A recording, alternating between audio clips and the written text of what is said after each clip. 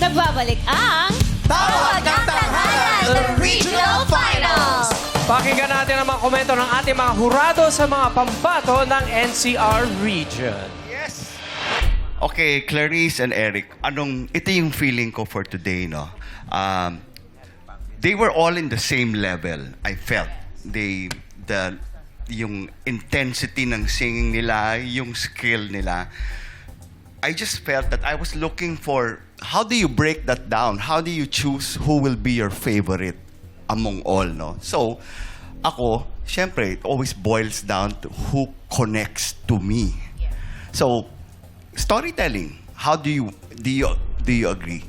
Yes, agree po ako sa Sir Louie. Actually, napansin ko nga sila medyo pinangunahan ng kaba. I think, kaya medyo nalimitahan yung kakayanan nila.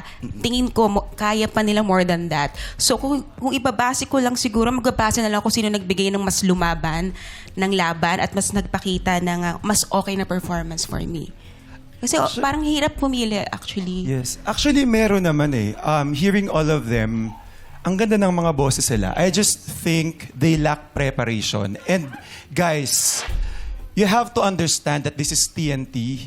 Song choice is very crucial. Yes. I felt the song choices nga weren't connecting us Very much. weak for me. Yeah. So, but syempre, we have to choose, di ba? We have to choose. And so that's how I had to break it down.